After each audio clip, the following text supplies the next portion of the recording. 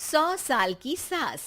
अरे मम्मी जी, थोड़ा उम्र के हिसाब से काम किया करो। कहीं कुछ हो गया तो लोग बोलेंगे बहू ने बूढ़ी सास का ध्यान नहीं रखा। बहू, तुम भी थोड़ा कम और धीरे बोला करो।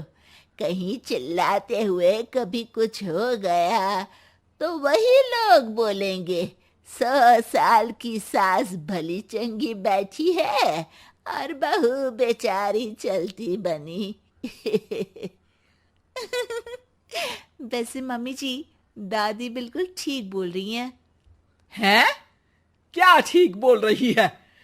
वो जो कुछ भी बोले वो सास है, पर तुम क्यों बोल रही हो? बहू होकर सास से जुबान लड़ाओगी क्या? ऐसा बोलते हुए निर्मला को धसका उठ जाता है। कहा था ना, मत चिल्ला मत चिल्ला। तुझे बिना सास और बहू से जुबान लड़ाए बिना शांति नहीं मिलती। अरे माँ, दादी की बात सुन लिया करो, तुम्हारे भले के लिए बोलती है ना। अरे कोई भला नहीं, इन्हें बस मुझे परेशान और शो ऑफ करने का शौक है। हाँ।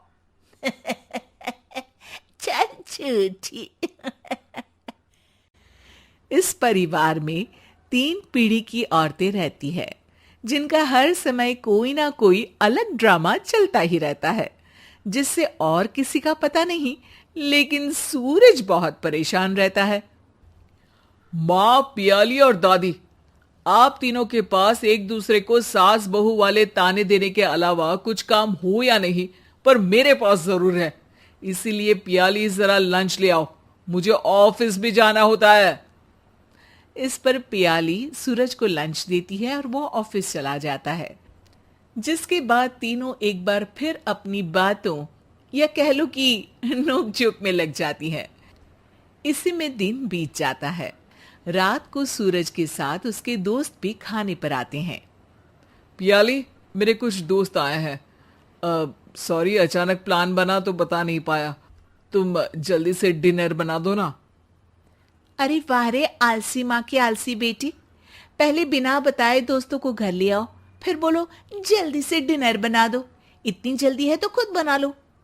अरे माता, सब बाद में दिखा देना, अभी खाना बना दो ना प्लीज।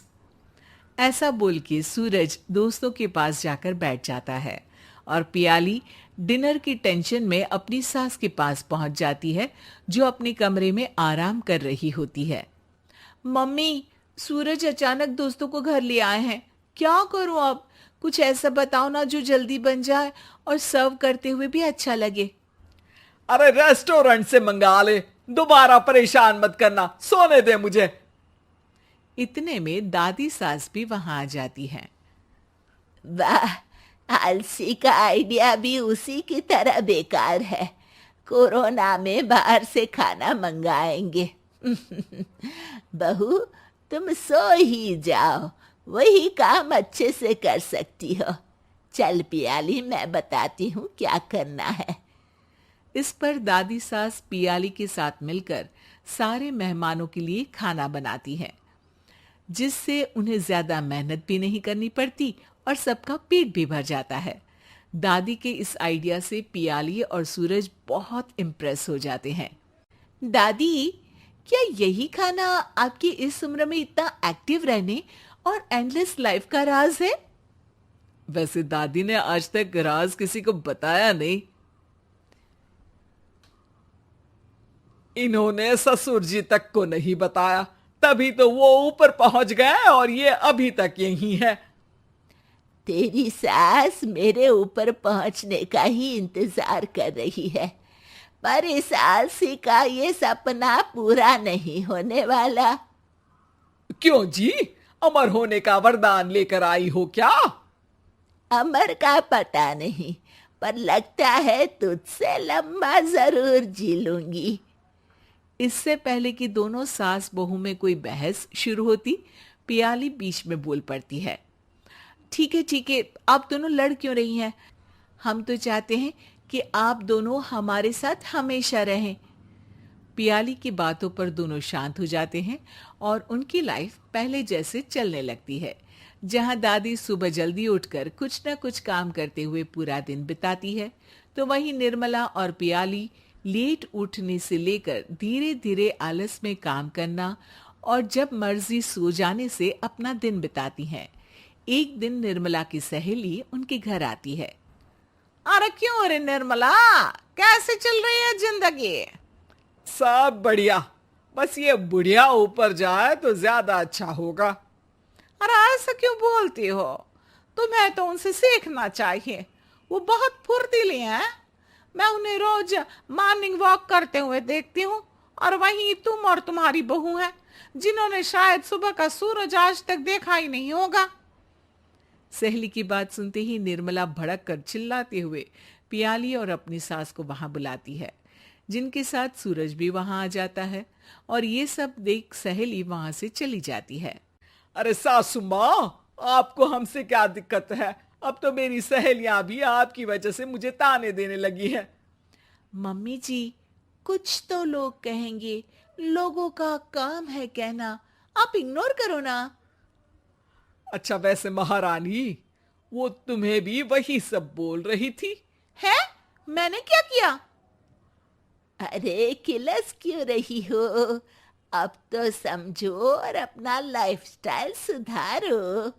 ओ मोरी मैया, अब हमारा लाइफस्टाइल भी खराब हो गया क्या? आपका तो हाई फाई है ना, बस उतना ही ठीक है।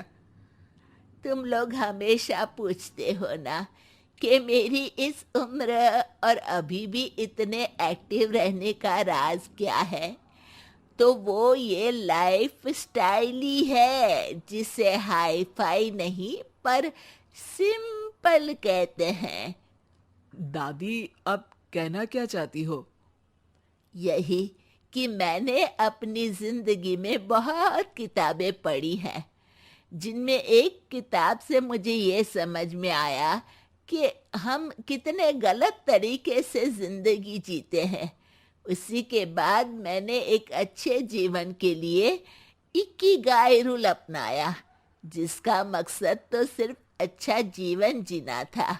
इतना लंबा कैसे जी गई मुझे खुद अचंभा होता है। ओह, तो मतलब आप मुझे परेशान नहीं करती थी? वो तो आप करती हैं। वैसे ये इकिगाई क्या है? थोड़ी रिसर्च खुद भी कर लो आलसियों, सब मैं ही बता दूं क्या?